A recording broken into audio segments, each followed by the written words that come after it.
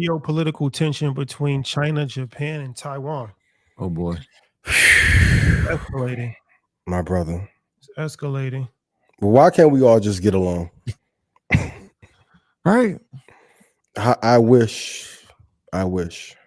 Too much money. Too much money on the line. And that's the truth. And this is another reason why American companies have to work together, because China is such a well-oiled machine right now.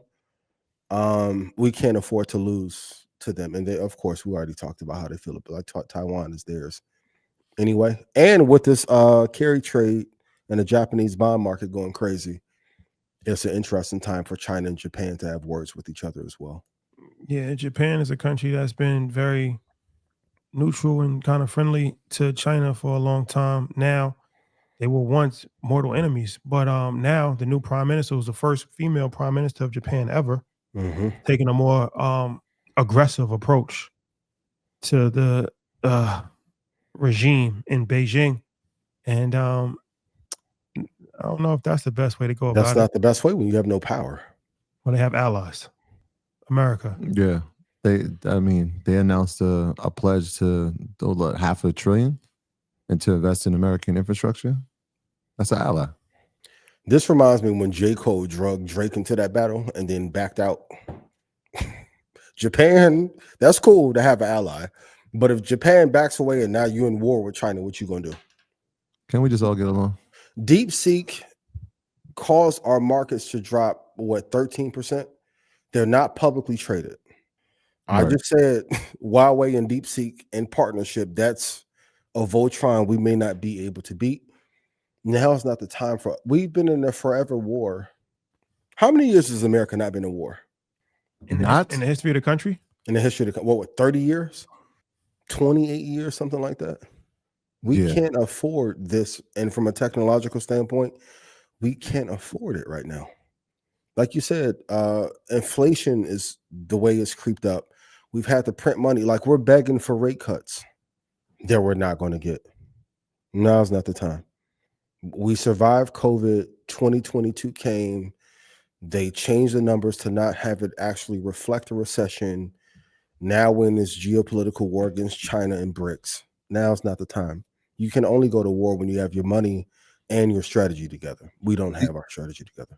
Do you think, because China still doesn't have the compute, or maybe you think they do, I'm not sure, but there's still conversations, right? Which is why Trump is still having conversations with G about what they're going to do with GPUs, whether NVIDIA will be able to sell to them.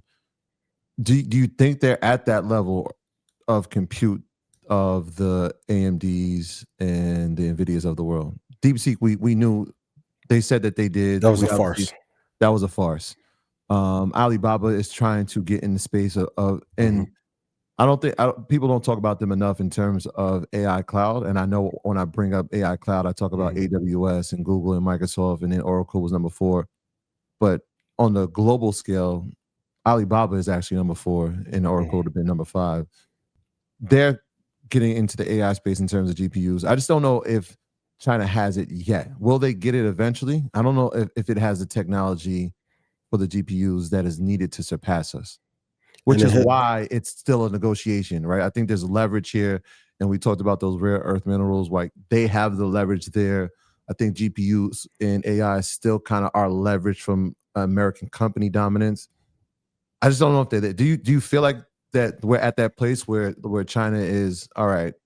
Not yet, but they're close. DeepSeek, being a non-publicly traded company, had a tremendous 94% of the companies in the S&P 500 are underperforming the index.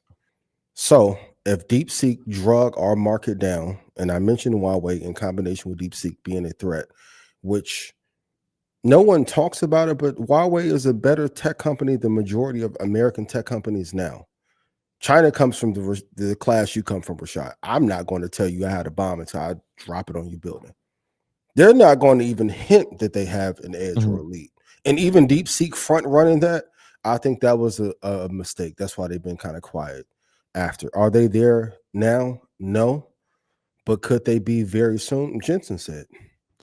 And so when he said it, I felt like that was A politically signal. charged, Mhm. right? Like he's trying to make sure that they get these chips. But one of the things that we said with DeepSeek, and we've seen it with infrastructure, especially when in Chinese infrastructure and some of the things they've done, is that faster doesn't always equate to better, True. and faster usually equates to mistakes being made. I agree 1,000%. But we're not in a position Okay, if we go to war, we have Meta, Nvidia, AMD, Google, Amazon, Mm-hmm.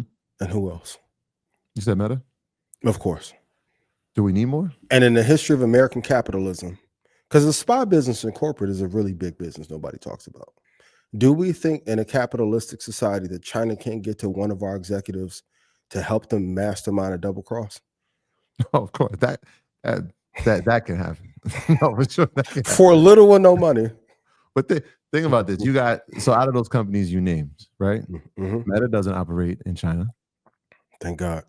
Nvidia is not operating, right? They don't have sales in China. He's begging to have them though. Tesla's sales in China are like, so it's like. But at one point, Tesla was allowed into China to then download all your intellectual property into SanDisk, and now Huawei. It's just an interesting thought exercise. That's all. Yeah. Mhm. Yeah, because even putting EVs in that space allows them to create the competitors that are going to, at one point, Absolutely. overtake you, right? Like when we were in Africa, we told you. Mhm. When we went to Dubai, same thing. Mhm. Okay. Let's